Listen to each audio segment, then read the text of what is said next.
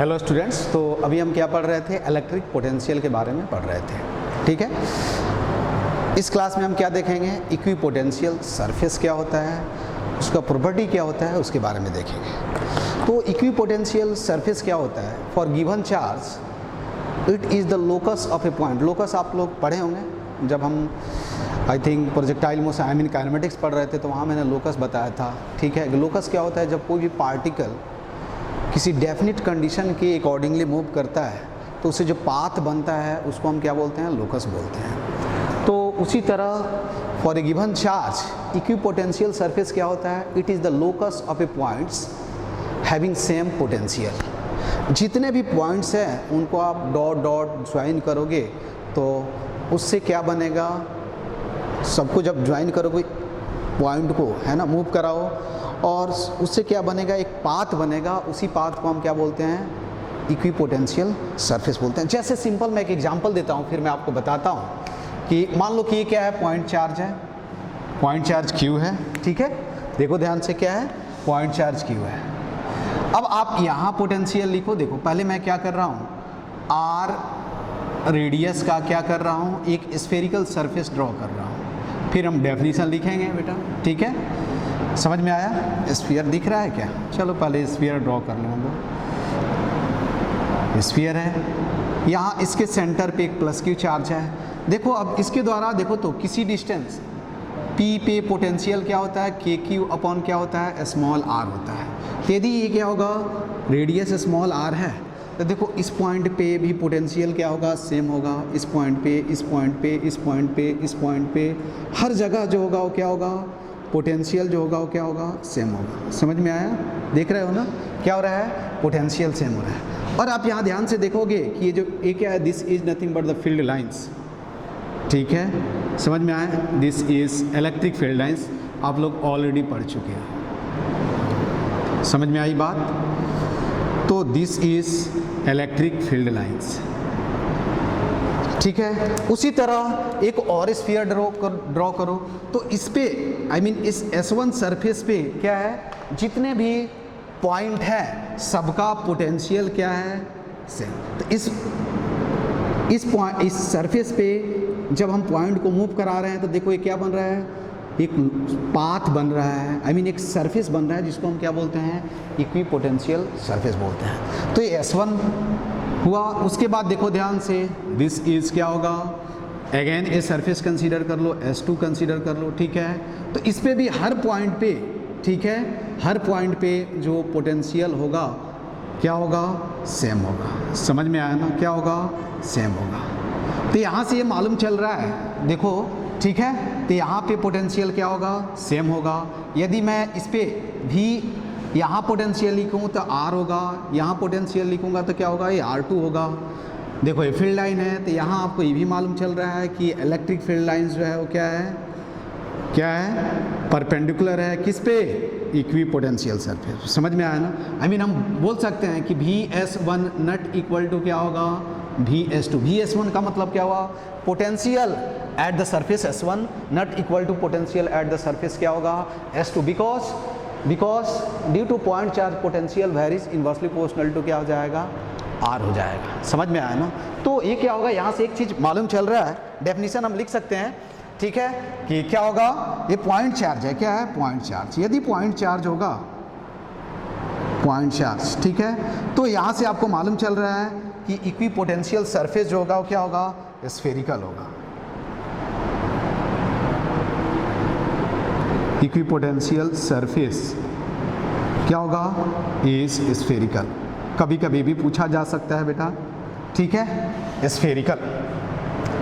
समझ में आया ना? अब यहाँ देखो ध्यान से, पहले हम डेफिनेशन लिख लेते हैं। तो फॉर क्या लिखेंगे?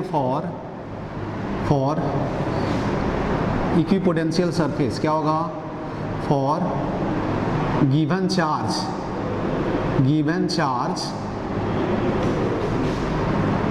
इक्विपोटेंशियल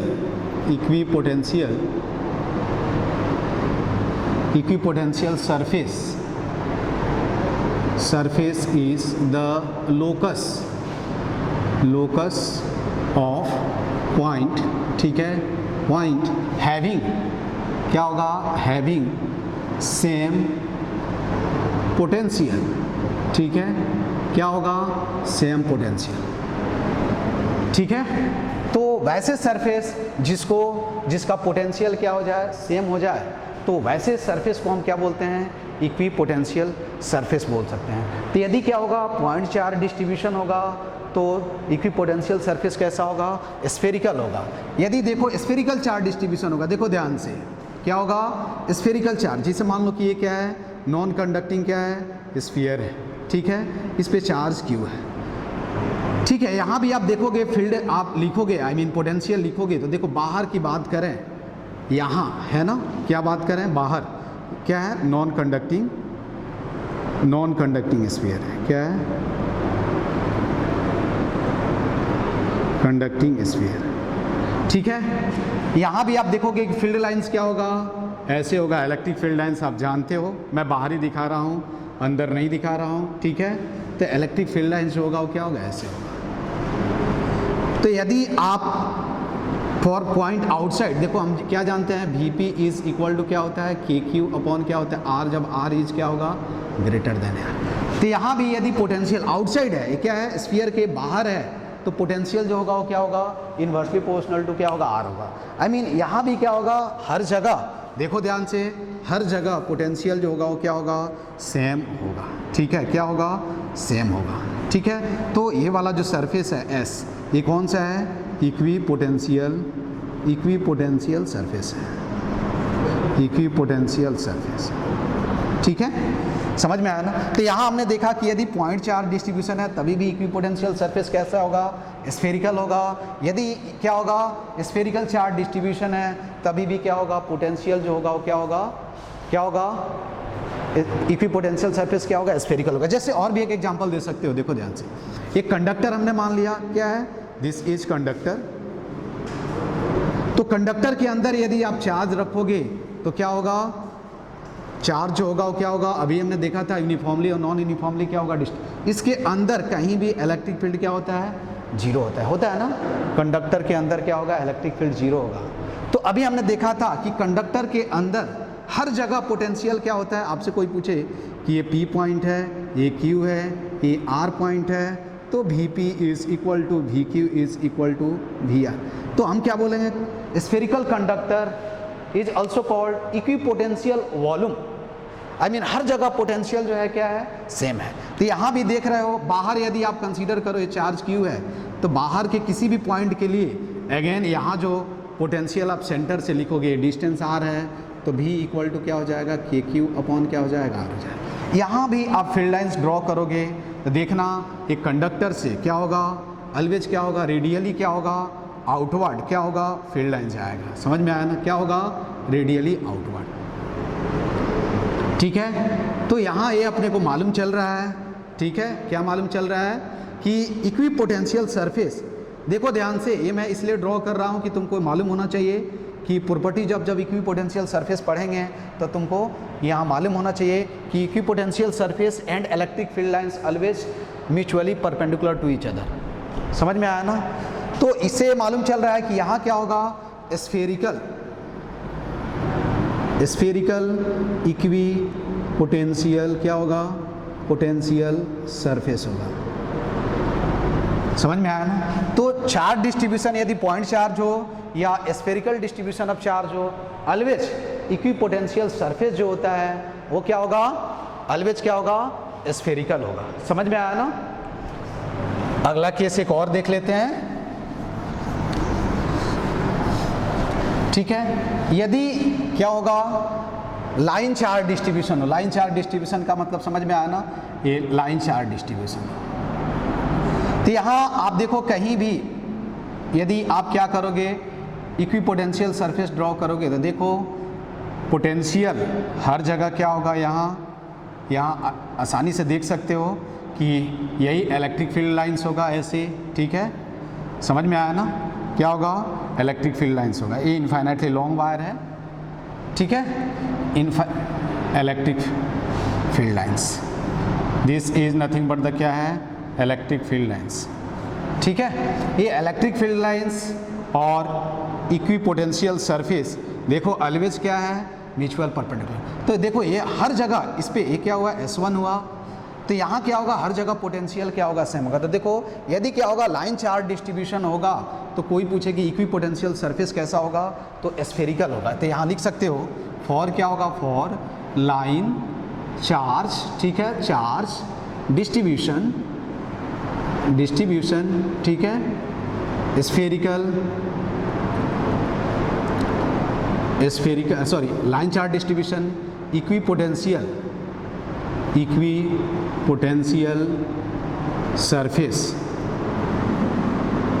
सरफेस इज क्या होगा, सरफेस आर है ना, सिलेंड्रिकल। समझ में आया ना, ये किस नेचर का होगा, सिलेंड्रिकल नेचर का होगा। किस नेचर का होगा, सिलेंड्रिकल नेचर का होगा। इक्विपोटेंशियल सरफेस कैसा होगा, यदि लाइन चार्ज डिस्ट्रीब्यूशन है तो इक्विपोटेंशियल कैसा होगा, सिलेंड्रिकल होगा। देखो ये क्या है, इनफाइनाइटली लॉन्ग वायर है, ठीक है, क्या है, long, very long wire, very long, ठीक है, थीन चार्ज क्या है, वायर है। समझ में आया क्या क्या है, very thin long charge wire है। अब एक और है कि यदि कंडक्टिंग सीट या नॉन कंडक्टिंग सीट होगा तो क्या होगा। तो हमने क्या देखा अभी कि पॉइंट चार्ज हो या स्फेरिकल चार्ज डिस्ट्रीब्यूशन होगा, इक्विपोटेंशियल सरफेस क्या होगा, ऑलवेज क्या होगा, स्फेरिकल होगा। यदि लाइन चार्ज डिस्ट्रीब्यूशन होगा तो इक्विपोटेंशियल सरफेस जो होगा वो क्या होगा, ऑलवेज क्या होगा, सिलेंड्रिकल नेचर का होगा। एक और पॉइंट हम देख लेते हैं बेटा, उसके बाद हम पढ़ेंगे प्रॉपर्टीज ऑफ इक्विपोटेंशियल सरफेस, ठीक है।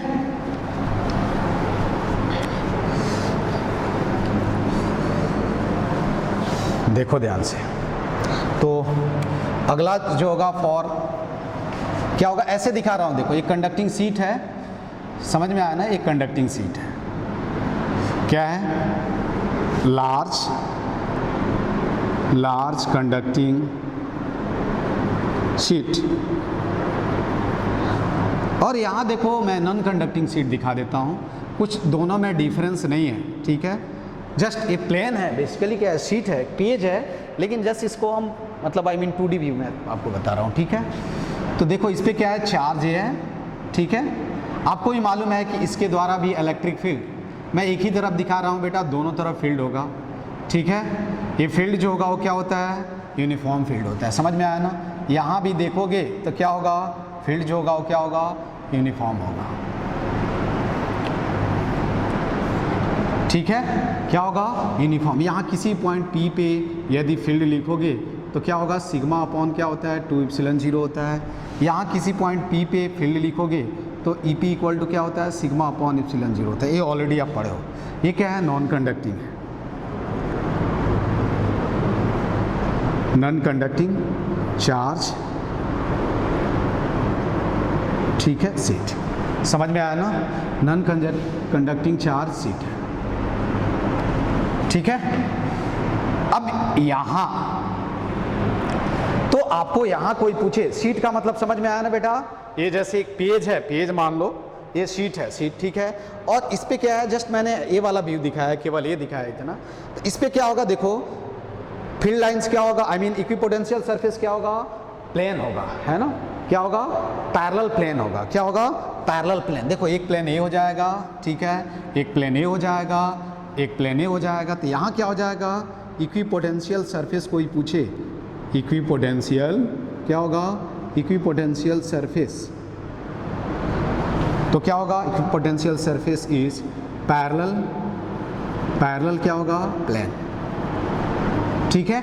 यहाँ भी कोई पूछे आपसे, देखो ये सब इक्विपोटेंशियल सरफेस है, ये S1 एक सरफेस हो सकता है, ठीक है, क्या होगा, देखो ये S1 हो जाएगा, ये S2 S3, ठीक है। हर जगह क्या होगा, इलेक्ट्रिक फील्ड ऑलवेज क्या होता है, इक्विपोटेंशियल सरफेस पे क्या होगा, परपेंडिकुलर होगा, ठीक है, क्या होगा, परपेंडिकुलर होगा। समझ में आया ना। यहाँ भी आपसे कोई पूछे, ठीक है, तो यहाँ भी क्या होगा, इक्विपोटेंशियल सरफेस जो होगा वो क्या होगा, देखो S1 S2 S3 S4 and so on. तो यहाँ भी क्या होगा, पैरेलल क्या होगा, इक्विपोटेंशियल सरफेस जो होगा वो क्या होगा, इक्विपोटेंशियल सरफेस क्या होगा, पैरेलल प्लेन, ठीक है, क्या होगा, पैरेलल प्लेन। तो यदि यूनिफॉर्म इलेक्ट्रिक फील्ड होगा तो सिंपल याद रखना है कि इक्विपोटेंशियल सरफेस क्या होगा, प्लेन होगा, पैरेलल प्लेन होगा। ठीक है, नॉन यूनिफॉर्म कि इसमें क्या होगा, अलग अलग सिचुएशन हो सकता है। अब हम पढ़ेंगे तो हमने देखा कि यदि पॉइंट चार्ज होगा, स्फेरिकल चार्ज डिस्ट्रीब्यूशन होगा तो इक्विपोटेंशियल सरफेस क्या होगा, स्फेरिकल होगा। यदि लाइन चार्ज डिस्ट्रीब्यूशन होगा तो इक्विपोटेंशियल सरफेस जो होगा वो क्या होगा, सिलिंड्रिकल होगा। यदि कंडक्टिंग और non conducting large charge sheet होगा तो उस केस में इक्विपोटेंशियल सरफेस जो होता है वो क्या होता है, प्लेन होता है। ठीक है, अब हम पढ़ेंगे प्रॉपर्टीज ऑफ इक्विपोटेंशियल सरफेस। ठीक है, अगला पॉइंट क्या पढ़ेंगे हम,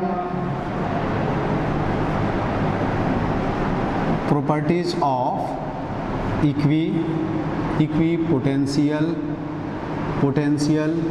सरफेस। ठीक है, इक्विपोटेंशियल सरफेस पहला क्या है बेटा कि क्या होगा, पहला पॉइंट देखो, पहला पॉइंट जो है, पहला प्रॉपर्टी क्या होगा, इक्विपोटेंशियल सरफेस। ठीक है, equipotential surface and electric field lines are perpendicular, क्या होगा, परपेंडिकुलर टू ईच अदर। क्या होगा, परपेंडिकुलर टू ईच अदर। समझ में आया ना, एक दूसरे, देखो यहाँ मैंने बताया है, देखो ये क्या है, दिस इज फील्ड लाइंस, यही है ना फील्ड लाइंस, यहाँ तुमको मालूम है फील्ड लाइंस है, और ये इक्विपोटेंशियल सरफेस है। तो equipotential surface and field lines जो होगा ऑलवेज क्या होगा, म्यूचुअल परपेंडिकुलर होगा। ऑलरेडी मैं यहाँ एक्सप्लेन कर चुका हूँ। ठीक है, दूसरा जो पॉइंट है क्या है, क्या हो सकता है बताओ, दूसरा पॉइंट क्या हो सकता है, तुम बताओ कि हम यहाँ लिख सकते हैं वर्क डन, क्या होगा, work done in moving A charge from one point two another point on equipotential surface, on equipotential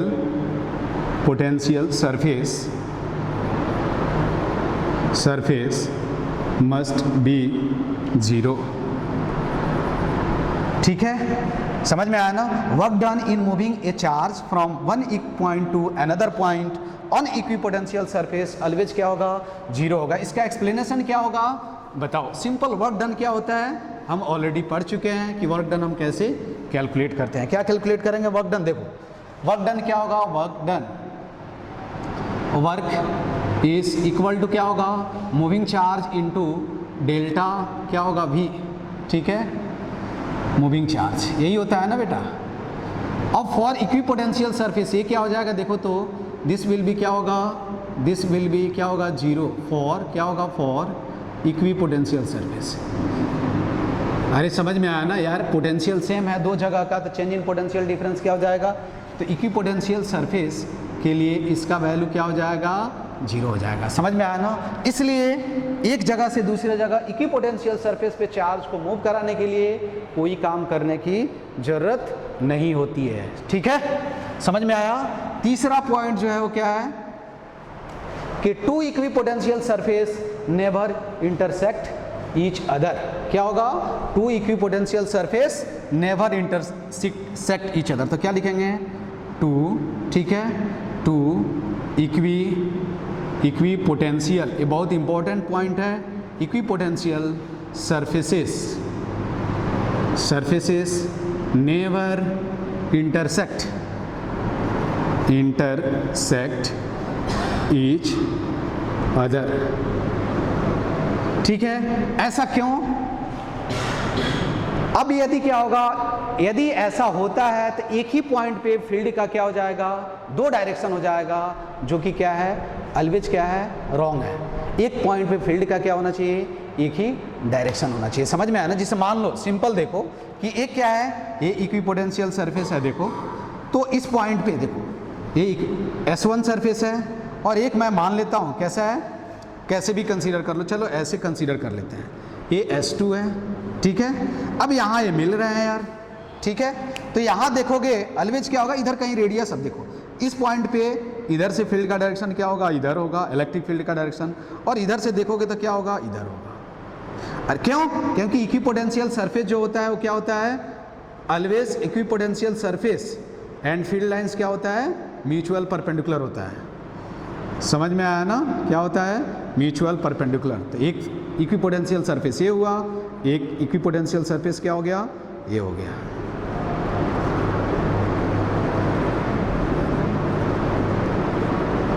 समझ में आया ना। तो इस पॉइंट ऑफ इंटरसेक्शन पे फील्ड का वैल्यू क्या हो गया, 2 हो गया। एक फील्ड ए हो जाएगा फील्ड, ठीक है, और एक फील्ड ए हो जाएगा इलेक्ट्रिक फील्ड। तो एक ही पॉइंट पे इलेक्ट्रिक फील्ड का 2 डायरेक्शन नहीं हो सकता है, 2 डिफरेंट वैल्यू नहीं हो सकता है। समझ में आया ना। इसलिए क्या होगा कि 2 equipotential surface never intersect each other if they do so, है ना। इफ यहाँ लिख सकते हो, if they do so, then क्या होगा, then at point of intersection, intersection potential, ठीक है, क्या होगा, एट पॉइंट ऑफ इंटरसेक्शन क्या होगा, फील्ड विल हैव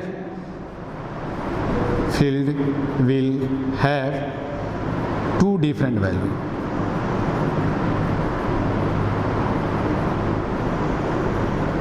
या ये भी बोल सकते हैं कि पॉइंट ऑफ इंटरसेक्शन पे क्या हो जाएगा, 2 डिफरेंट पोटेंशियल हो जाएगा, जो कि क्या है, रॉन्ग है। ऐसे भी हम एक्सप्लेन कर सकते हैं। समझ में आना। तो 2 इक्विपोटेंशियल सरफेस क्या होगा, नेवर इंटरसेक्ट ईच अदर, ठीक है।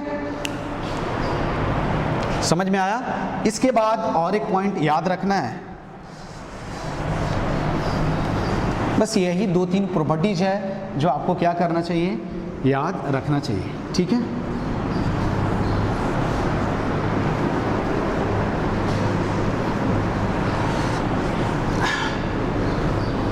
समझ में आया। अब हम देखेंगे कि रिलेशन बिटवीन क्या होगा, relation between electric field and electric potential.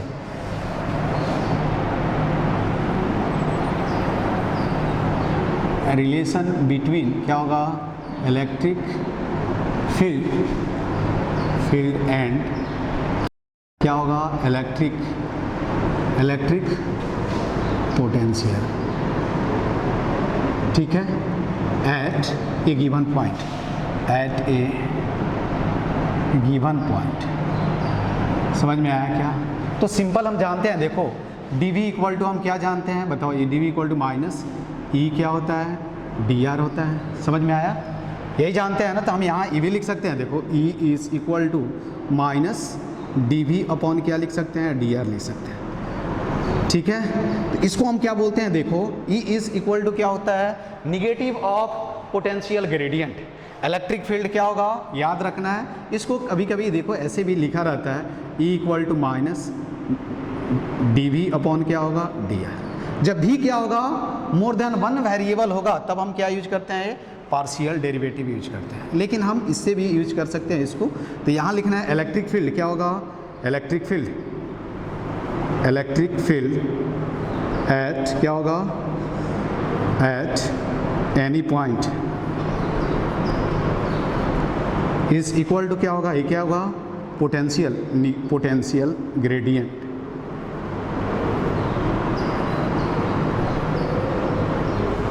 At that क्या होगा, दैट पॉइंट, ठीक है। किसी भी पॉइंट पे इलेक्ट्रिक फील्ड लिखना है तो हम क्या करेंगे, पोटेंशियल निगेटिव अब क्या हो जाएगा, पोटेंशियल ग्रेडियंट। आई मीन यदि दिया हुआ है, देखो ध्यान से देखो।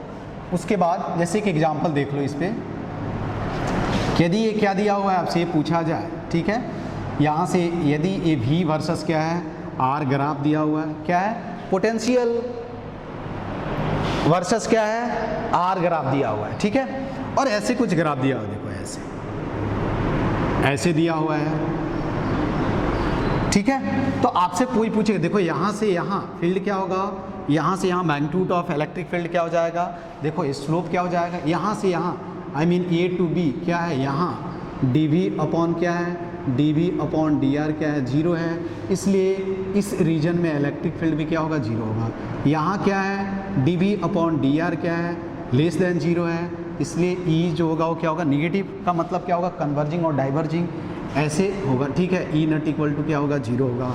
यहाँ भी देखोगे कि dv अपॉन dr जो है वो क्या है ग्रेटर देन 0 है, तो again E not equal to क्या हो जाए 0 होगा। समझ में आया ना। तो यदि क्या होगा V वर्सेस क्या होगा R, ग्राफ क्या है ग्राफ, देन क्या होगा negative of electric potential gradient eight any point will give the क्या होगा मैग्नीट्यूड ऑफ इलेक्ट्रिक फील्ड। समझ में आई बात। तो यही अब कभी कभी क्या है देखो ध्यान से, V क्या होगा V जैसे दिया होगा ऐसे भी लिख सकते हैं। देखो अब यहाँ लिखेंगे Ex इक्वल टू क्या होगा माइनस, देखो ऐसे भी लिख सकते हैं dv अपॉन क्या लिखेंगे dx, ठीक है। Ey इज इक्वल टू क्या लिखेंगे माइनस dv अपॉन क्या लिखेंगे dy, और Ez already Ez equal to क्या होगा माइनस dv अपॉन क्या हो जाएगा dz। अब तीनों का पोटेंशियल क्या होगा, देखो यदि पोटेंशियल ओनली r का फंक्शन होगा तो केवल हम ये यूज कर सकते हैं, लेकिन पोटेंशियल जो होगा क्या होगा एक्स वाई जेड तीनों डायमेंशनल में अलग अलग चेंज हो रहा है, तब हम क्या करेंगे पार्शियल डेरिवेटिव यूज करते हैं। तो यहाँ पोटेंशियल दिया हुआ है तो E इक्वल टू हम क्या लिखेंगे vector E is equal to minus, ठीक है। देखो dv dx i cap plus क्या होगा dv dy j cap plus क्या होगा dv dz k कैप। समझ में आया क्या। तो यही क्या हो गया इलेक्ट्रिक फील्ड हो गया किसी भी पॉइंट पे, ठीक है। समझ में आया ना क्या हो गया electric field at a given point. जैसे एक एग्जांपल ले लो सिंपल, तो इलेक्ट्रिक फील्ड दिया पोटेंशियल ग्रेडियंट दिया या पोटेंशियल दिया हुआ है, तो कहीं हम इलेक्ट्रिक फील्ड कैसे लिखेंगे x कंपोनेंट क्या होगा differentiation of potential with respect to क्या होगा x। यहाँ याद रखना है जिसके रिस्पेक्ट में आप डिफरेंशिएट करते हैं उसको छोड़ करके और जो वेरिएबल होते हैं उसको हम क्या मानते हैं कांस्टेंट मानते हैं, ठीक है। जैसे कि एग्जांपल देख लो, ठीक है। Electric potential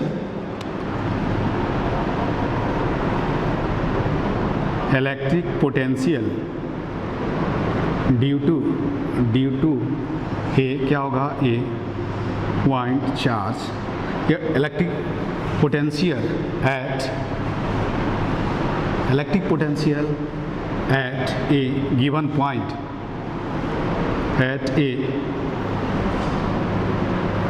point in a क्या होगा in a space is given as, देखो v इक्वल टू क्या दिया हुआ है x y z, ठीक है। समझ में आया ना, ये वोल्ट दिया हुआ है और x y जो है वो क्या है फाइंड क्या है find E electric field at that point, ठीक है। उस पॉइंट पे हम इलेक्ट्रिक फील्ड कैसे फाइंड आउट करेंगे उसको देख लेते हैं, ठीक है। क्या करेंगे हम उस पॉइंट पे इलेक्ट्रिक फील्ड कैसे फाइंड आउट करेंगे उसको देख लेते हैं। सिंपल है, देखो कुछ नहीं करना है। अभी हम एक ही पॉइंट जानते हैं, क्या जानते हैं कि E इक्वल टू क्या होता है E equal to minus dv upon क्या होगा dr होगा, ठीक है। और यहाँ लिख सकते हैं देखो Ex इक्वल टू क्या लिखेंगे माइनस dv dx, ठीक है। Ey इज इक्वल टू यहाँ हम जब मानेंगे तो क्या मानेंगे y z क्या होगा कांस्टेंट होगा। समझ में आया ना, ठीक है। ये मैं नहीं लिख रहा हूँ y इक्वल टू क्या होगा माइनस dv अपॉन क्या होगा dy, z is equal to क्या होगा माइनस dv अपॉन क्या होगा dz। तो E इलेक्ट्रिक फील्ड क्या होगा electric field is equal to क्या होगा माइनस, ठीक है, dv dx i cap plus क्या होगा dv dy j cap plus dv dz क्या हो जाएगा k कैप, ठीक है। यहाँ तुम वैल्यू लिख सकते हो इसका, देखो क्या हो जाएगा डायरेक्ट लिख दो yz हो जाएगा, ये क्या हो जाएगा zx हो जाएगा और ये क्या हो जाएगा xy हो जाएगा। तो वैल्यू रख दो यार। तो E eight any point in the space क्या हो जाएगा minus y z i cap plus क्या हो जाएगा zx j कैप प्लस क्या हो जाएगा x y क्या हो जाएगा k कैप। समझ में आया ना, यही इलेक्ट्रिक फील्ड हो गया। अब किसी भी पॉइंट पे आपसे पूछा जाए तो आपको क्या करना है, उस पॉइंट को का वैल्यू रख देना। जैसे पूछा जाए कि ई एट कहाँ है, पूछा जाए कि इलेक्ट्रिक फील्ड एट क्या है 1,2,3, तो कितना होगा वैल्यू रख दो, या 1,1,1, तो क्या हो जाएगा देखो माइनस वैल्यू रखो यार, तो क्या होगा आई कैप प्लस क्या हो जाएगा जे कैप प्लस क्या हो जाएगा के कैप। ठीक है, तो इलेक्ट्रिक फील्ड कितना हुआ equal to minus I cap minus J cap minus क्या होगा के कैप। समझ में आया ना। यदि आपसे कोई पूछे कि इलेक्ट्रिक फील्ड ऐड क्या होगा 0,0,0, तो क्या हो जाएगा देखो, तो 0 हो जाएगा क्या। तो कहीं भी इलेक्ट्रिक फील्ड आपको कैलकुलेट करना है तो आप क्या करो, सिंपल उसको x के रिस्पेक्ट में, y के रिस्पेक्ट में, z के रिस्पेक्ट में क्या करो, डिफ्रेंशिएट कर दो, तुमको क्या मिल जाएगा, आंसर मिल जाएगा। ठीक है, तो आप इस पे क्या करना, आप लोग प्रैक्टिस कर लेना।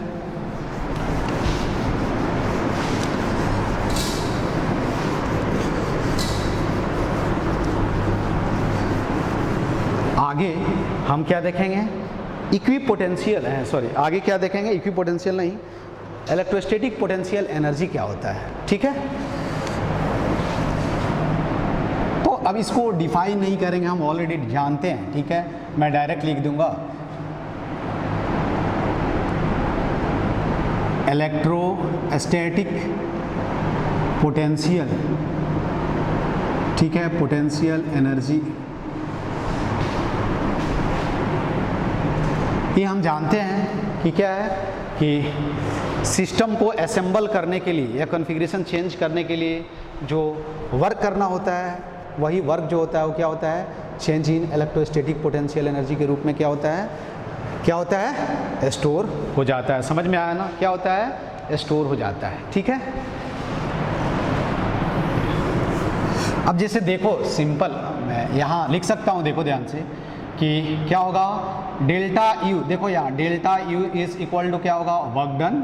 ठीक है, और वर्क डन बाई क्या होगा, simple work done equal to क्या होगा, external force is equal to क्या होगा, वर्क डन बाई द क्या होगा, फील्ड फोर्स।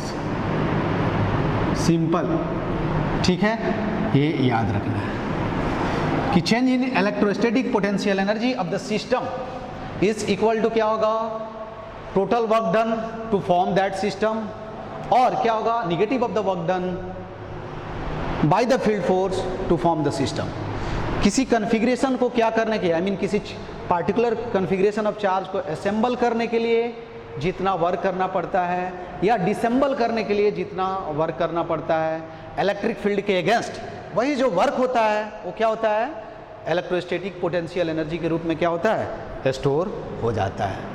या सिंपल वे से हम बोल सकते हैं कि change in configuration of charge is being work done to change the configuration of charge is being store in the form of electrostatic potential energy. ठीक है, समझ में आया ना, क्या हो जाएगा, इलेक्ट्रोस्टैटिक पोटेंशियल एनर्जी के रूप में क्या होता है, स्टोर हो जाता है। ठीक है, तो यहाँ क्या लिखेंगे, U F minus U I is equal to क्या होगा, work done by external force is equal to क्या होगा, माइनस क्या हो जाएगा, वर्क डन बाई द क्या होगा, फील्ड फोर्स।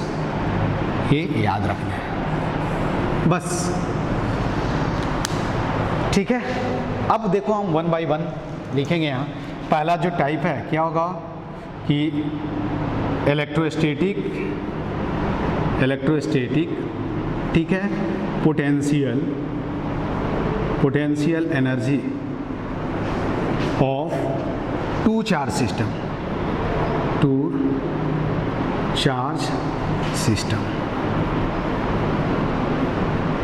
ठीक है, अब देखो क्या होगा, दो चार्ज सिस्टम है डायरेक्ट, एक चार्ज क्या है, यहाँ है प्लस क्यू, या ये मान लो Q1 और ये क्या है Q2 है, उनको R डिस्टेंस पे रखा गया है। तो एक चार्ज को देखो ध्यान से हम कैसे सोचते हैं, हम मानते हैं, देखो ध्यान से कि हमने क्या किया, यहाँ इन्फिनिटी रख दिया, ये इन्फिनिटी, यहाँ पोटेंशियल एनर्जी हम क्या मान लेते हैं, 0 मान लेते हैं, यू इन्फिनिटी। यहाँ से Q1 को हमने क्या किया, फिक्स किया, और Q2 को यहाँ से Q1 के फील्ड के अगेंस्ट लाने में जितना काम करना पड़ेगा, समझ में आया ना, यहाँ लाने में जितना काम करना पड़ेगा वही क्या होगा, इलेक्ट्रोस्टैटिक पोटेंशियल एनर्जी के रूप में क्या होता है, स्टोर हो जाता है। तो बेसिकली हम क्या लिखते हैं, यहाँ देखो मैंने जब ये पढ़ाया था ग्रेविटेशन तो वहाँ लिखा था कि देखो ये क्या हो जाएगा, U as a separation R is equal to क्या हुआ, U at separation infinite plus क्या लिखेंगे, K Q1 Q2 अपॉन क्या लिखेंगे,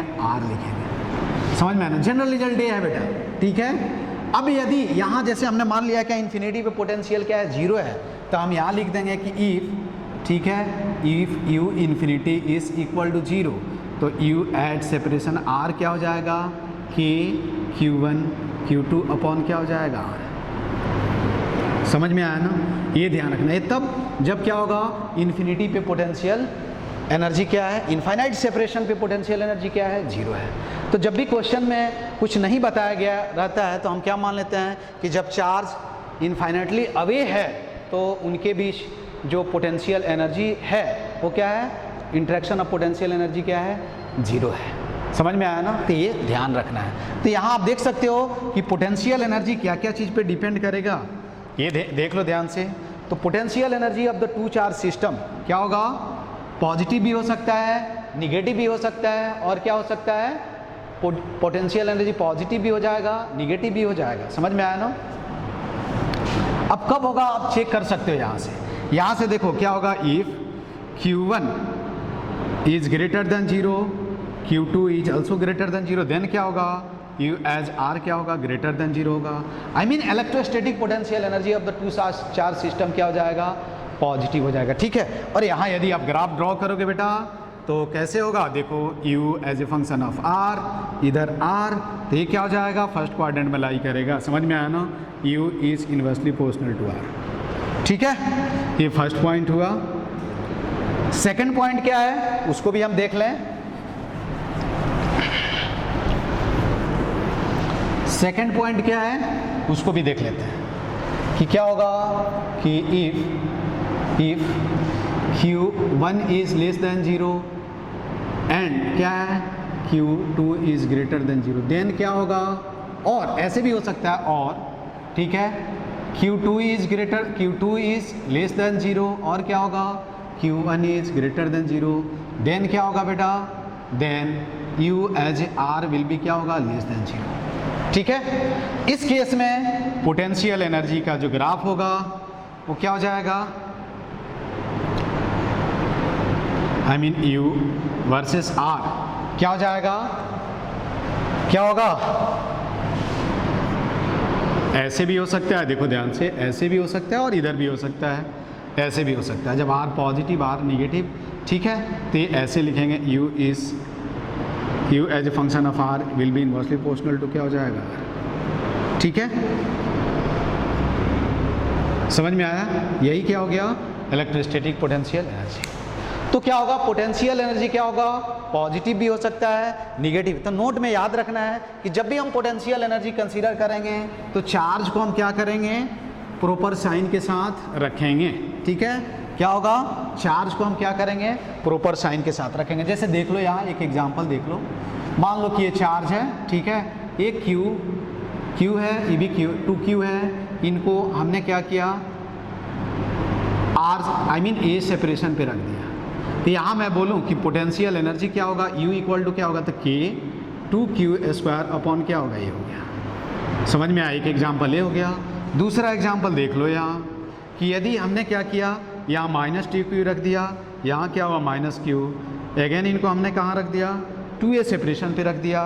तो यहाँ पोटेंशियल एनर्जी कोई पूछेगा तो क्या होगा, K, साइन के चार्ज को साइन के साथ रखना है, तो 2 क्या हो जाएगा, 2KQ स्क्वायर अपॉन क्या हो जाएगा, 2A, आई मीन क्या हुआ, KQ स्क्वायर अपॉन क्या हो गया। यहाँ देखो थर्ड एग्जाम्पल देख लो, थर्ड एग्जाम्पल में क्या है कि यदि यहाँ मैंने क्या किया, एक प्लस Q चार्ज रख दिया और एक माइनस Q चार्ज रख दिया, ठीक है, इनको यदि 2A सेपरेशन पे रख दिया, तो यहाँ कोई पूछे कि पोटेंशियल एनर्जी क्या होगा, तो क्या होगा बेटा, चार्ज को साइन के साथ, तो माइनस KQ स्क्वायर अपॉन क्या हो जाएगा, 2A हो जाएगा। समझ में आया ना। तो पोटेंशियल एनर्जी क्या हो सकता है, पॉजिटिव भी हो सकता है, निगेटिव भी हो सकता है, ठीक है, डिपेंडिंग ऑन द क्या होगा, नेचर ऑफ द चार्ज। तो जब भी हम electrostatic potential energy due to discrete distribution of charge calculate करेंगे तो अपने को क्या करना है, क्या करना है बेटा, क्या करना है, अपने को क्या करना है, चार्ज को साइन के साथ रखना है, ठीक है,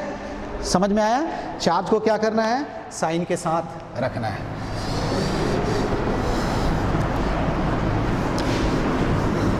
तो अभी जब भी प्रॉब्लम तुम सॉल्व करोगे तो यहाँ से अब तुमको पोटेंशियल एनर्जी लिखने आया तो तुम आसानी से क्या कर सकते हो, कंजर्वेशन ऑफ एनर्जी यूज करके प्रॉब्लम सॉल्व कर सकते हो, ठीक है। अब यहाँ हम लिखेंगे कि पोटेंशियल एनर्जी, देखो potential energy of more than क्या होगा, more than two charge system. समझ में आना, जैसे सिंपल देखो ये इक्विलैटरल ट्रायंगल है, देखो ध्यान से, इस पे मैंने Q1 चार्ज रखा, इस पे Q2, इस पे Q3। ये देखो इनको हम क्या लिख रहे हैं, R12 याद रखने के लिए, ठीक है, इनको क्या लिखेंगे R23, समझ में आया ना, और इनको क्या रखेंगे R13, ठीक है। अब आपको ही मालूम है सबका साइड लेंथ क्या है, ये है, जस्ट हमको लिखना है अच्छे से। तो मुझे क्या करना है, पेयरिंग करना रहता है, ठीक है, समझ में आया ना, क्या करना रहता है, पेयर कर। बेसिकली क्या है कि हम क्या करेंगे, इन्फिनिटी से, समझ में आया ना, इन्फिनिटी से चार्ज को ला करके और इस कन्फिग्रेशन को फॉर्म करने के लिए मुझे जितना काम करना पड़ेगा वही क्या होगा, इलेक्ट्रोस्टैटिक पोटेंशियल एनर्जी के रूप में क्या हो जाएगा, स्टोर हो जाएगा। तो देखो ध्यान से, सिंपल हम कैसे लिखेंगे, पेयर करते जाओ, देखो U इज इक्वल टू क्या होगा, देखो इनके साथ, तो क्या होगा K Q1 Q2 अपॉन क्या हो जाएगा R12 प्लस क्या हो जाएगा, इनके साथ क्या होगा K, ठीक है, तो क्या हो जाएगा, देखो Q2 Q3 अपॉन क्या हो जाएगा R23 प्लस क्या हो जाएगा K, ठीक है, Q कितना हो जाएगा K Q1 Q3 अपॉन क्या हो जाएगा R13, हो गया पोटेंशियल एनर्जी। सिंपल, देखो कितना आसानी से पोटेंशियल एनर्जी हमने क्या किया, लिख दिया। अब बोलोगे सर कैसे हम चेक करेंगे कि नंबर ऑफ पेयर्स कितने होंगे, तो नोट में लिख लेना बेटा, number of pairs of charge क्या होगा, number of pairs is equal to क्या होगा, n इंटू n माइनस 1 बाई क्या होगा, n क्या है, नंबर ऑफ क्या है, वर्टेक्स, वर्टाइसिस, n क्या है, नंबर ऑफ, ठीक है, चार्ज। 3 चार्जेज होंगे तो कितने पेयर होंगे, 3 होंगे। अब 4 होगा तो कितना होगा, रखो यहाँ, जैसे n इक्वल टू 3 रख दो, तो n इक्वल टू 3 के लिए तो number of pairs of charge कितना होगा बेटा, कितना होगा बताना, number of pair of charge क्या होगा, 3 into 2 divided by 2, I mean कितना हो जाएगा, 3 पेयर हो जाएगा। समझ में आया क्या, ये नोट में याद रखना। उसी तरह क्या होगा, यदि n क्या हो जाएगा, इफ़ n इक्वल टू 4 हो जाएगा तो नंबर ऑफ क्या हो जाएगा, पेयर्स कितने हो जाएंगे बताओ, कितना हो जाएगा, 4 इंटू क्या हो जाएगा, 3 minus 1, I mean 4 minus 1 by 2, I mean कितना हो जाएगा, 6 पेयर हो जाएंगे। समझ में आया क्या, जैसे देखो एक एग्जांपल देखो इस पे कि मुझे क्या करना है, ये पूछा भी जाएगा, देखो ये स्क्वायर है, इसका साइड लेंथ अगेन क्या है, ये है, क्या दिया हुआ है, ये देखो ध्यान से, यहाँ हमने Q1 चार्ज रखा, यहाँ Q2, यहाँ Q3, यहाँ क्या होगा Q4, ठीक है। अब यहाँ देखो हमने क्या लिखा, इसको R12, जस्ट समझने के लिए इसको हमने क्या लिखा, R23, इसको क्या लिखा, R34, देखते जाओ ऑटोमेटिक, इसको क्या लिखा, R14, ठीक है। एक देखो एक EV है और एक EV है, हो गया, ये कितना हो जाएगा R24 और एक क्या हो जाएगा R13। तो देखो कितने पेयर होंगे, देख लो यहाँ 6 पेयर है क्या। अब पोटेंशियल एनर्जी डायरेक्ट लिख दो बेटा, Q इक्वल टू क्या हो जाएगा, देखो लिखते जाता हूँ, K, ठीक है, Q1 Q2 अपॉन क्या हो जाएगा R12 प्लस क्या हो जाएगा Q2 Q3 upon R23 plus Q3 Q4 upon क्या हो जाएगा R34 plus Q4 Q1 divided by क्या हो जाएगा R14 प्लस क्या होगा Q14 Q4 डिवाइडेड बाई क्या हो जाएगा, देखो R14 प्लस क्या हो जाएगा Q2 Q3 अपॉन क्या हो जाएगा R23।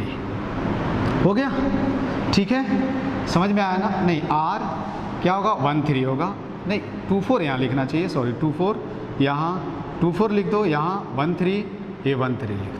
हो गया बेटा, देखो पोटेंशियल एनर्जी कैसे हमने लिख दिया एक स्टेप में, ठीक है। तो अब यहाँ एक क्वेश्चन पूछा जा सकता है कि मान लो कि अभी साइड लेंथ क्या A है, तो साइड लेंथ 2A करने के लिए कितना वर्क करना पड़ेगा। जैसे एक एग्जांपल देख लो यहाँ, ठीक है, जैसे ये ट्रायंगल का मैं ले लेता हूँ, ये आसान है, जिसे देखो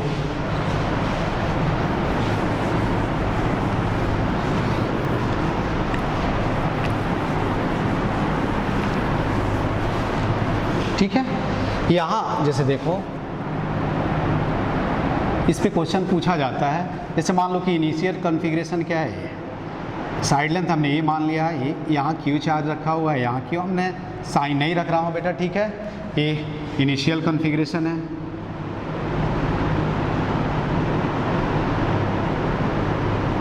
ठीक है, दूसरा क्या है, ये फाइनल कॉन्फ़िगरेशन हो गया, देखो ध्यान से, ये 2A हो गया, ये 2A, ये 2A, ये Q, ये भी Q, ये भी Q, ठीक है, A B C, A, ठीक है, B C। अब ये फाइनल कॉन्फ़िगरेशन हो गया।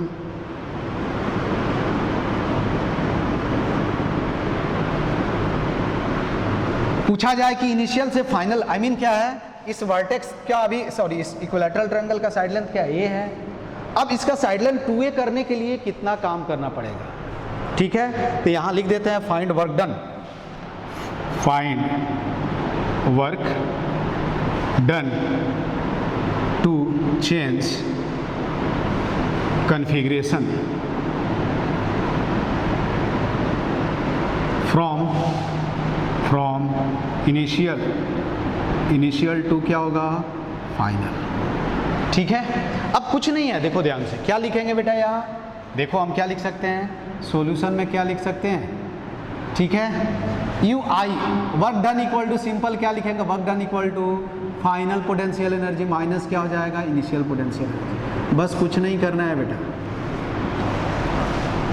अब फाइनल और इनिशियल लिखते जाओ यार, यू देखो बाई सिमेट्री से देखो तो यू एफ क्या होगा 3K क्यू स्क्वायर अपॉन क्या हो जाएगा 2A माइनस क्या हो जाएगा 3K क्यू स्क्वायर अपॉन क्या हो जाएगा A।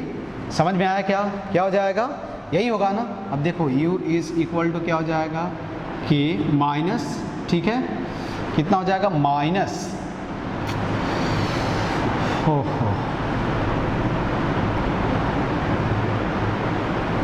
Minus 3K Q square upon क्या हो जाएगा A स्क्वायर। समझ में आया ना। तो देखो यही क्या हो गया, चेंज इन पोटेंशियल एनर्जी हो जाएगा, आई मीन डेल्टा यू। और वर्क डन पूछा जाए तो क्या लिखोगे, work done is equal to minus I mean क्या हो जाएगा डेल्टा यू और क्या हो जाएगा यू एफ माइनस क्या हो जाएगा यू आई, और ये कितना हो जाएगा 3K क्यू स्क्वायर अपॉन क्या हो जाएगा 2A होगा यार 2A सॉरी 2A। ठीक है, ये तुमको क्या मिल गया, वर्क डन मिल गया। तो कभी ये भी पूछा जाएगा कि अभी चार्ज यहाँ नहीं है, इनिशियल यहाँ से यहाँ ले जाने में कितना काम करना पड़ेगा, इसी चार्ज को हम यहाँ से हटा दें, अभी ये यहाँ है, यहाँ से मुझे यहाँ शिफ्ट करना है, तो केवल क्या करना है इनिशियल पोटेंशियल एनर्जी लिख लेना है, final potential energy, work done equal to क्या होगा final potential energy of the system minus क्या हो जाएगा initial potential energy of the क्या होगा सिस्टम। ठीक है, अब अगला जो हम पॉइंट पढ़ेंगे जो इम्पोर्टेंट है उसके बारे में हम देख लेते हैं। ठीक है, अब हम पढ़ेंगे electrostatic potential energy due to क्या हो जाएगा स्फेरिकल डिस्ट्रीब्यूशन ऑफ चार्ज, वही पढ़ना है। ठीक है,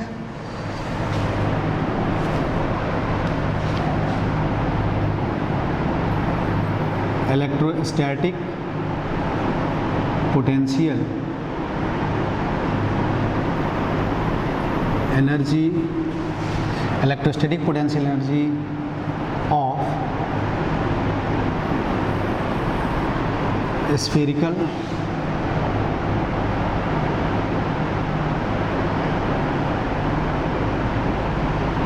डिस्ट्रीब्यूशन। ठीक है, क्या होगा? Electrostatic potential energy of spherical distribution. समझ में आई बात? अब दो चीज़ें ये आपको यहाँ भी याद रखना है, स्टैंडर्ड रिजल्ट। अगेन मैं डायरेक्ट रिजल्ट बता देता हूँ, ठीक है, कि कोई भी क्या है, मैं देखो ये कंडक्टर है, पहले याद रखना हम क्या पढ़ रहे हैं, कंडक्टर या सेल।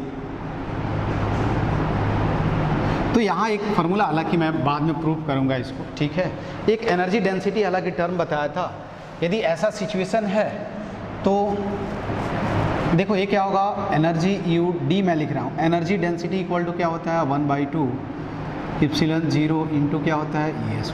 आगे मैं इसको प्रूव करूँगा। जितने रिजल्ट हैं सब इसी से क्या होता है, डिराइव हो जाता है। इसको इलेक्ट्रोस्टैटिक प्रेशर भी बोलते हैं on the surface of conductor. तो ये क्या होगा, एनर्जी डेंसिटी, इसी से सब रिजल्ट, एनर्जी डेंसिटी। ये क्या है, इलेक्ट्रिक फील्ड, इलेक्ट्रिक फील्ड, ठीक है। और ये तो तुमको मालूम है परमिटिविटी ऑफ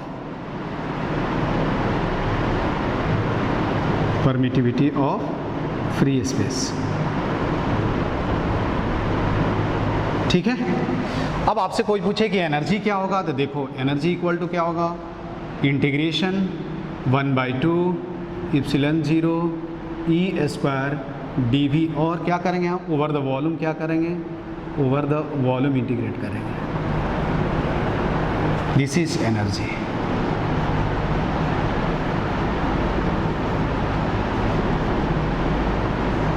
तो एनर्जी स्टोर जो होता है वो कहाँ होता है, देखो इलेक्ट्रिक फील्ड, यदि जिस रीजन में इलेक्ट्रिक फील्ड 0 है उस रीजन में एनर्जी जो स्टोर होगा वो क्या हो जाएगा, 0 हो जाएगा। आई मीन जहाँ इलेक्ट्रिक फील्ड नहीं एग्जिस्ट होता है उस रीजन में एनर्जी जो होता है वो स्टोर नहीं होता है। समझ में आया ना, energy not store in that region where electric field is क्या होगा, सपोज टू बी 0, ठीक है। तो यहाँ से एक पॉइंट लिख लेना, कोई पूछे कि एनर्जी कहाँ स्टोर होता है तो सिंपल याद रखना है कि नोट में कि जो एनर्जी स्टोर होता है, एनर्जी क्या होगा, एनर्जी इज क्या होगा, is being stored in the form of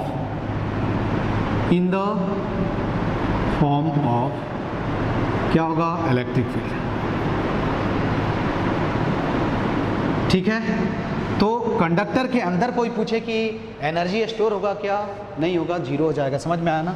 यहाँ से कोई पूछे कि इनसाइड, देखो तो इनसाइड क्या होगा, इनसाइड कंडक्टर और क्या होगा, और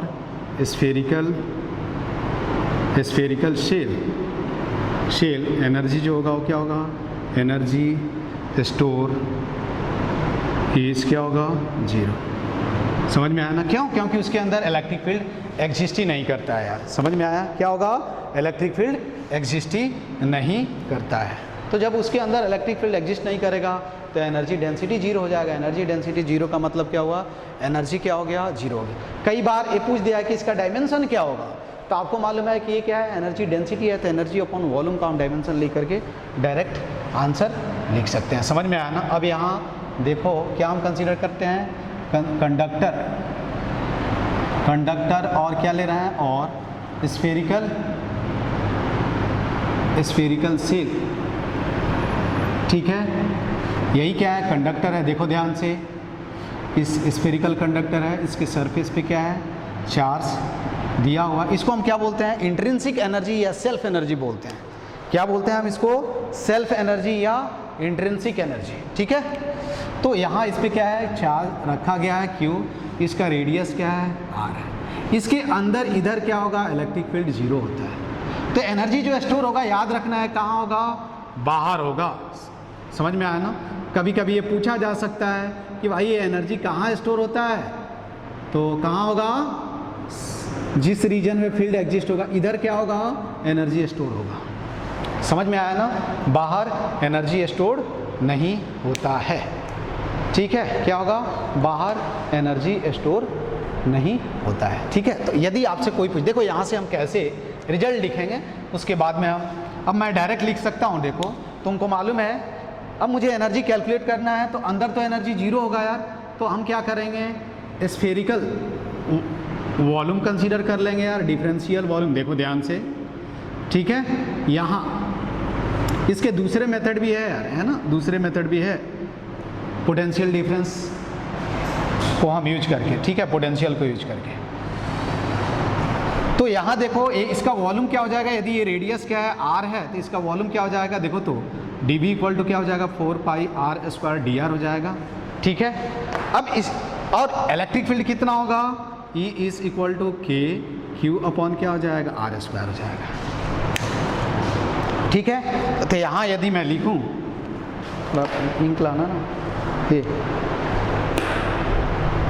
नितिन, ठीक है, देखो यहाँ यदि मैं लिखूँ एनर्जी स्टोर, इसको क्या बोलते हैं, self energy. Energy stored in the क्या होगा, सेल। ठीक है, due to its own charge is called self energy. समझ में आया ना, तो इसको हम यूज सेल्फ भी लिख सकते हैं, use self is equal to क्या होगा, देखो इंटीग्रेशन, क्या लिखेंगे, अंदर तो फील्ड जीरो है यार, तो क्या लिखेंगे, जैसे मुझे लिखना हो तो 0 टू हम क्या लिख सकते हैं, 0 टू इन्फिनिटी। ठीक है, 1/2 ES 1/2 इप्सिलन 0 E² क्या होगा dV। इसको ऐसे भी लिख सकते हैं 0 टू R।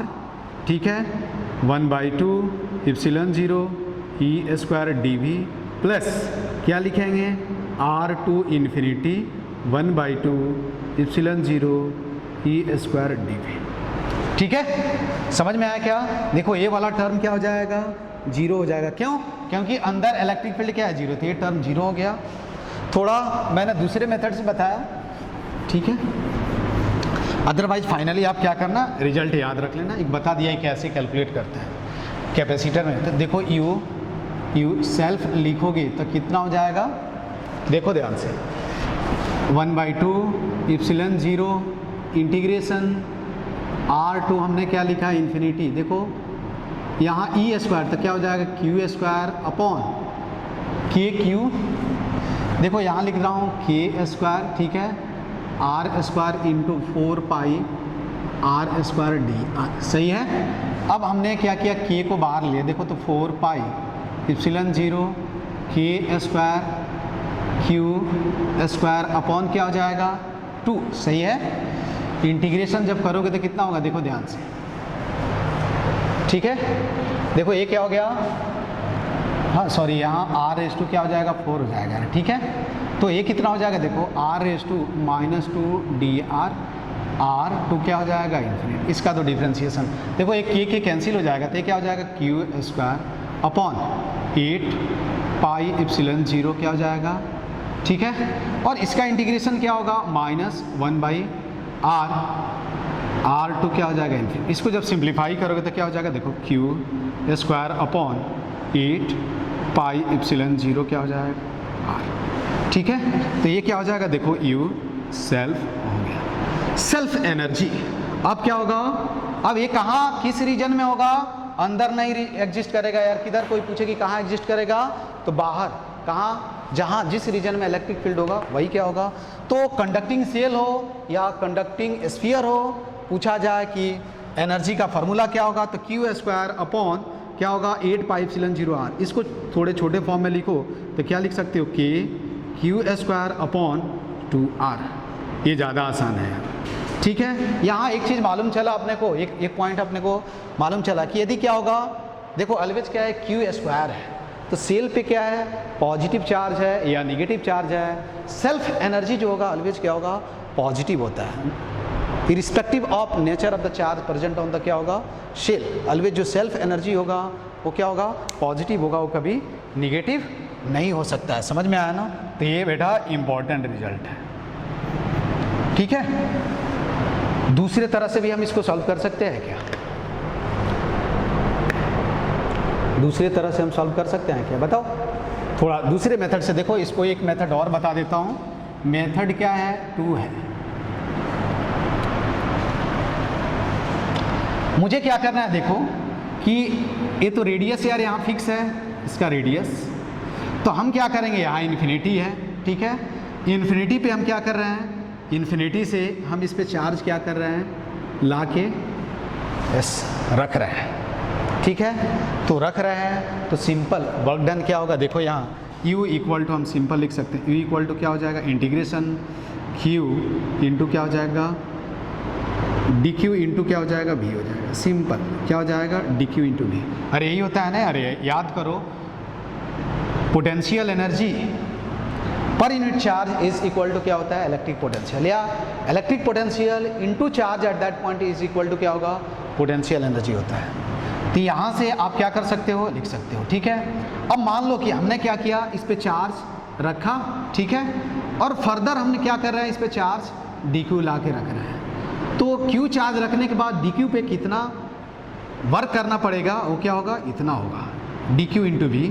अब टोटल एनर्जी आपसे कोई पूछे तो क्या बताओगे, देखो ध्यान से, u इज इक्वल टू क्या लिखें हम, अब चार्ज क्या हो सकता है, q टू कैपिटल Q हो सकता है, ठीक है, इस पे चार्ज अपने को क्या है, q है, समझ में आया ना। किसी टाइम हमने क्या किया, इस पे चार्ज q रखा, फिर फर्दर dq रखा, dq को रखने में मुझे वर्क कितना करना पड़ा, तो चार्ज इंटू क्या होगा, पोटेंशियल डिफरेंस, यहाँ पोटेंशियल क्या है, इन्फिनिटी है, हमने मान लिया है कि यहाँ क्या है, जीरो है, यहाँ पोटेंशियल v होगा, तो इसलिए हमने v लिख दिया।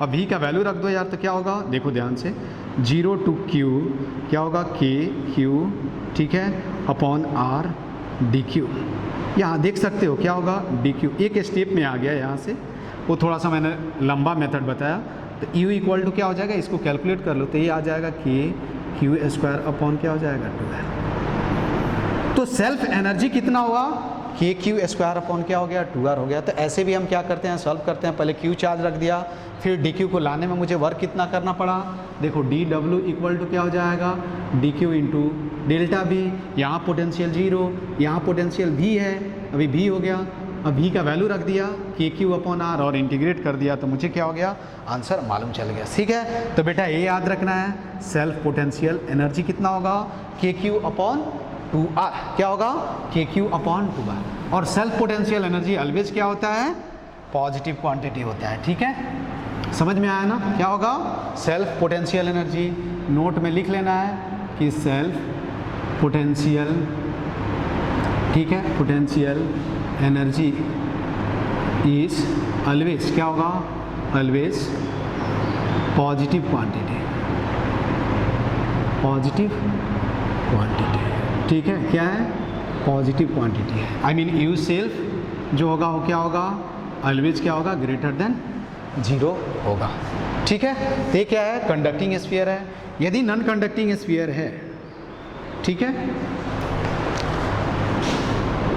पोटेंशियल, देखो ध्यान से, potential energy due to non conducting charge, नहीं, electric potential of non conducting charge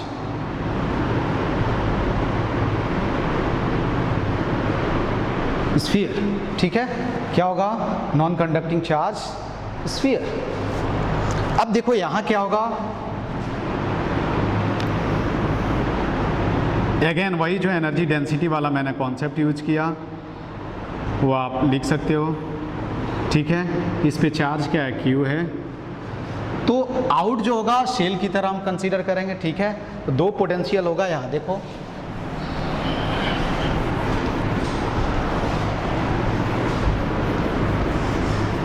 ठीक है, देखो ध्यान से, अगेन आपसे कोई पूछेगा कि एनर्जी, तो यहाँ क्या होगा, कंडक्टर के अंदर, क्योंकि अंदर भी इलेक्ट्रिक फील्ड होता है और क्या होगा, बाहर भी होगा। जैसे देखो E का फार्मूला क्या होता है, equal to K Q upon क्या होगा, आर क्यू इंटू आर, जब आर क्या होगा, less than equal to R होगा, और के क्यू अपॉन क्या होगा, आर स्क्वायर, जब आर क्या होगा, ग्रेटर देन आर होगा। तो यहाँ दोनों केस में, ठीक है, क्या होगा, दोनों केस में इलेक्ट्रिक फील्ड क्या है, 0 नहीं है, अंदर और बाहर, ठीक है।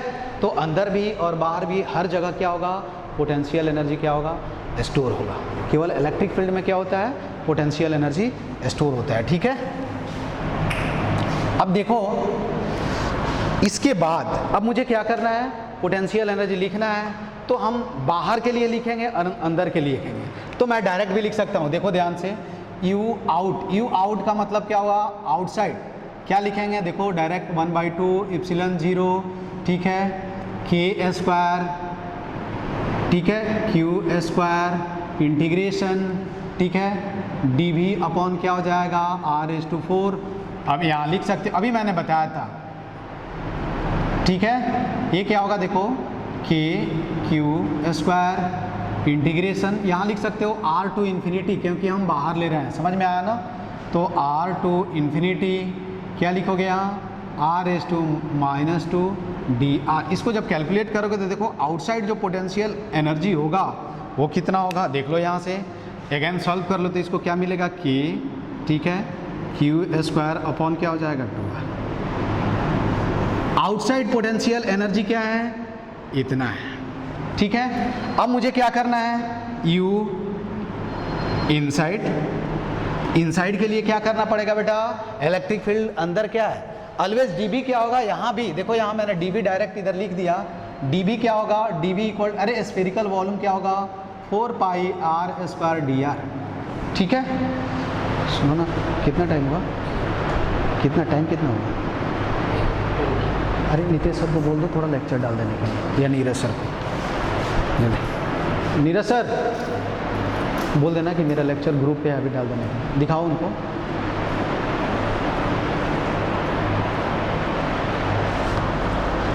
अरे लेक्चर अभी मैं डालना भूल गया, अभी लेक्चर, नीरज सर मेरा लेक्चर आप भेज दीजिए ना, रोटरी एकेडमी पे होगा, हाँ A1 बैच में, या नीतीश सर को बोल दीजिए, 1 मिनट दिखाइए,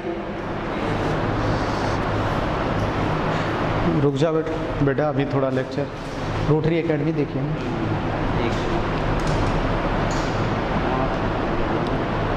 नहीं यहाँ होगा, रोटरी एकेडमी पे ग्रुप पे जाइए ना, ग्रुप पे जाइए ना।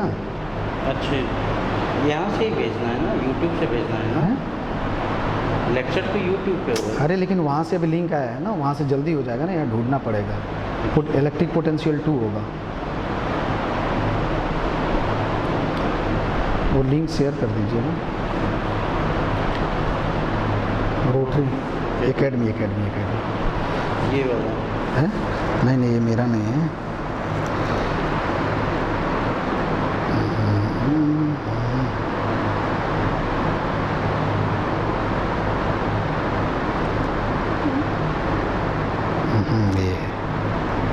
ये मेरा ही है ना, 1 मिनट कहाँ चला गया, किधर गया है, देखिए E1 में आप नहीं है क्या, कौन सा E1 बैच, A1 बैच में मेरे पास तो नीतीश सर हैं क्या, नीतीश सर उनके पटेल मैम के पास है, मैं कॉल कर देता हूँ, मेरा मोबाइल भी नहीं लाया हूँ ना,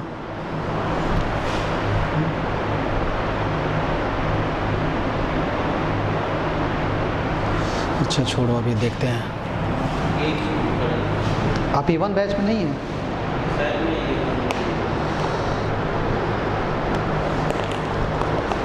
नीतीश सर को बोल दो ना मेरा लेक्चर थोड़ा क्या है, तो देखो, अरे लेक्चर मैं भूल गया अभी डालना। तो इनसाइड के लिए हम क्या करेंगे ये मैं बता देता हूँ,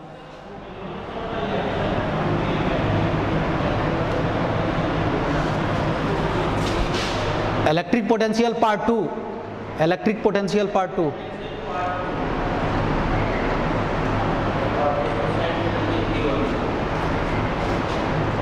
हो गया, ठीक है 1/2, देखो फार्मूला वही है, एनर्जी डेंस, देखो क्या था, 1/2 एप्सिलॉन 0 E² dV, ठीक है। अब यहाँ क्या लेंगे, अंदर लेंगे तो 0 to r। अब यहाँ फील्ड का वैल्यू कौन सा है, ये वाला है, तो इसको आप क्या करेंगे, यहाँ रख देंगे और फिर इंटीग्रेट करेंगे, देखो 1/2 एप्सिलॉन 0, ठीक है, अगेन E का वैल्यू रखो, देखो यहाँ से E वाला है, तो क्या हो जाएगा, k² Q² r के पावर 6, ठीक है, इंटीग्रेशन r², ठीक है, dv के जगह हम dv 0 to हम क्या लिखेंगे, r, हो गया, कुछ दिक्कत नहीं है इसमें। अब यहाँ आप इसको dv का वैल्यू अगेन स्फीयर के लिए हम dv क्या लिखेंगे 4πr² dr, ये आप लोग जानते हो। इसको आप यहाँ और एक बार सिंप्लीफाई कर दो तो देखो ये 4π से कैंसिल हो जाएगा, तो हम क्या लिख रहे हैं 1/2 4π epsilon 0 k² upon r⁻⁶ integration 0 to r, ठीक है। dv हम क्या लिखेंगे यहाँ, देखो r² ऑलरेडी है, यहाँ भी r² कितना हो जाएगा, देखो हमने क्या लिखा 4π r² दिया, तो ये क्या हो जाएगा r² क्या हो जाएगा 4dr, कुछ नहीं है आगे आवान से। देखो एक k से k कैंसिल हो जाएगा, तो यहाँ पोटेंशियल एनर्जी कितना हो गया, ठीक है। पोटेंशियल एनर्जी कितना होगा, देखो u inside is equal to क्या हो जाएगा q² अपॉन कितना हुआ 2r, ठीक है। 2r⁻⁶ लिखता हूँ, और ये क्या हो जाएगा, देखो r⁵ डिवाइडेड बाई 5 0 to कितना हो जाएगा r हो जाएगा, ठीक है। देखो u इनसाइड, बेटा ये पोटेंशियल एनर्जी का फार्मूला याद रखना है, q² अपॉन कितना हो जाएगा 10r, ठीक है। यहाँ ये भी लिखोगे तो देखो क्या हो जाएगा u इनसाइड, ठीक है, इज इक्वल टू, यहाँ क्या लिखेंगे 1/5, ठीक है, इनटू क्या लिखेंगे q² अपॉन क्या हो जाएगा 2r, याद रखने के लिए। अब यहाँ से ये मालूम चल रहा है कि देखो ये क्या है, this is outside potential energy, outside क्या होगा एनर्जी, ठीक है। आउटसाइड मालूम चल गया तो हम लिख सकते हैं u inside is equal to क्या होगा u आउटसाइड, ठीक है, डिवाइडेड बाई क्या हो गया 5 हो गया। समझ में आई बात? आई मीन अंदर जो एनर्जी होगा बाहर के एनर्जी का क्या है 1/5 है, कितना है 1/5। अब हम टोटल, ये बहुत इंपॉर्टेंट रिजल्ट है आपको, यदि ये याद है तो आपको आउट याद है तो आप आसानी से क्या कर सकते हो, इस कॉन्सेप्ट को यूज करके इनसाइड क्या होगा पोटेंशियल एनर्जी वो भी लिख सकते हो, ठीक है। अब देखो यहाँ अब हमने लिखा है, देखो टोटल एनर्जी कोई पूछे U टोटल कितना होगा, U total non conducting sphere के लिए क्या होगा, तो U इन, ठीक है, इनसाइड प्लस क्या हो जाएगा प्लस U आउटसाइड, अरे सही है। अब इनसाइड तो मालूम है, तो देखो हम डायरेक्ट लिख सकते हैं U आउट बाई 5 प्लस क्या होगा U आउट, ठीक है, आई मीन आउटसाइड लिख सकते हो यहाँ, ठीक है। अब ये कितना हो जाएगा, देखो 6/5 U आउटसाइड, समझ में आया ये टोटल। अब आउटसाइड का वैल्यू रखो, देखो बेटा U टोटल एनर्जी किसके लिए, नॉन कंडक्टिंग स्फीयर के लिए। कभी कभी पूछा जा सकता है कितना परसेंट जो एनर्जी होगा वो क्या होगा बाहर होगा, ठीक है, या कितना परसेंट एनर्जी जो होगा वो क्या होगा अंदर होगा, तो यहाँ से आप देख सकते हो, ठीक है। अब समझ में आई बात? अब यहाँ से आप क्या कर सकते हो 6/5 इंटू, देखो हम क्या लिख रहे हैं q² अपॉन 2r, ठीक है। तो यहाँ क्या मिला, देखो U total energy is equal to क्या होगा 3/20π एप्सिलॉन 0 r, क्या हो गया q² हो गया। ये टोटल एनर्जी किसके लिए है, for non conducting charge sphere के लिए, ठीक है, ये याद रखना है, ठीक है। कभी कभी डायरेक्ट ये रिजल्ट पूछा जाएगा। अब हम देखेंगे म्यूचुअल एनर्जी क्या होता है अप टू कंडक्टिंग स्फीयर, ठीक है। क्या होगा mutual energy of two conducting sphere, mutual energy, I mean यहाँ लिख रहे हैं, देखो यहाँ total energy of two spherical conductor, ठीक है, placed at a distance D separation पे रखा गया। देखो एक ये है, अरे यहाँ है, ठीक है। मेथड कहाँ से, जिसे मान लो कि इस पे चार्ज क्या है, Q1 है, ठीक है, समझ में आया, क्या है, Q1 है। देखो ध्यान से, इसका रेडियस क्या R है, R1 मान लो, इस पे चार्ज, इसका रेडियस R2 है, इस पे चार्ज क्या है, Q2 है। इसके सेंटर के बीच सेपरेशन कितना दिया हुआ है, D दिया, ये C1 है और ये क्या है, C2 है। अब मैं यहाँ बोलूँ कि टोटल एनर्जी लिखो, तो क्या लिखोगे, टोटल एनर्जी क्या होगा, दोनों का सेल्फ एनर्जी प्लस क्या होगा, म्यूचुअल एनर्जी। तो देखो क्या लिखेंगे यहाँ, U टोटल मैं लिख रहा हूँ, टोटल U सिस्टम मैं लिख रहा हूँ, आई मीन दोनों का एनर्जी क्या होगा, तो U1 सेल्फ, ठीक है, प्लस क्या होगा, U2 सेल्फ एनर्जी प्लस क्या होगा, U म्यूचुअल एनर्जी, ठीक है। ये कितना होगा, U सेल्फ अभी हमने देखा था, ये क्या है, कंडक्टर है, याद क्या है, कंडक्टर। नॉन कंडक्टर होगा तो आपको मालूम है कि हम क्या करेंगे, ठीक है, फार्मूला केवल लिख देना है।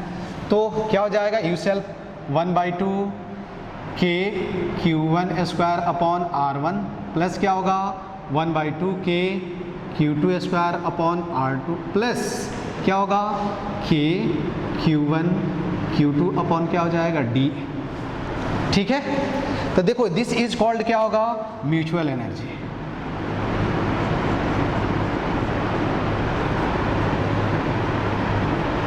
म्यूचुअल इंटरेक्शन एनर्जी बेसिकली बोलते हैं, ठीक है। जब एक दूसरे को इंटरेक्ट करेंगे तो उसके वजह से जो एनर्जी स्टोर होगा उसको हम क्या बोलेंगे, म्यूचुअल एनर्जी। तो म्यूचुअल एनर्जी क्या हो सकता है, पॉजिटिव भी हो सकता है, निगेटिव भी हो सकता है, लेकिन देखो यहाँ से क्या होगा, सेल्फ एनर्जी जो होगा ऑलवेज क्या हो जाएगा, पॉजिटिव हो जाएगा, ठीक है, समझ में आया ना। यही क्या हो गया आपका टोटल एनर्जी हो गया। तो यहाँ से नोट में ये पॉइंट लिख लेना है। देखो इसको हम क्या बोलेंगे, म्यूचुअल एनर्जी। तो म्यूचुअल इंटरेक्शन एनर्जी, ठीक है, मे बी पॉजिटिव, क्या होगा, पॉजिटिव और क्या होगा, निगेटिव। बट सेल्फ एनर्जी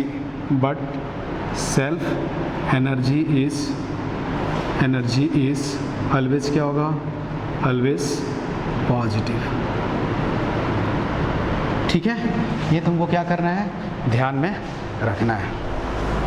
अब क्या करना है, देखो अभी हम एनर्जी पढ़ गए, तो आप आसानी से क्या कर सकते हो। अब देखो ध्यान से, एक और क्वेश्चंस मैं बता देता हूँ, ठीक है। के, ठीक है, तो या चलो इसको बाद में बताएंगे, कैपेसिटर मैं पढ़ूंगा तो वहाँ बता दूंगा। तो इस क्लास में अभी इलेक्ट्रोस्टैटिक जो पार्ट है वो फिनिश हो गया। इसके बाद हम इधर क्या पढ़ेंगे, कैपेसिटर पढ़ेंगे और करंट इलेक्ट्रिसिटी पढ़ेंगे, डिपेंडिंग ऑन द क्या होगा, सिचुएशंस जैसा भी होगा। देखते हैं कि कैपेसिटर हम शुरू करेंगे या इलेक्ट्रोस्टैटिक, सॉरी करंट इलेक्ट्रिसिटी। तो आज क्लास में बस इतना ही। इसको अच्छे से पढ़ो, इस पर प्रैक्टिस अच्छे से करो, ठीक है। इसके बाद हम नेक्स्ट चैप्टर शुरू करेंगे। Okay, thank you.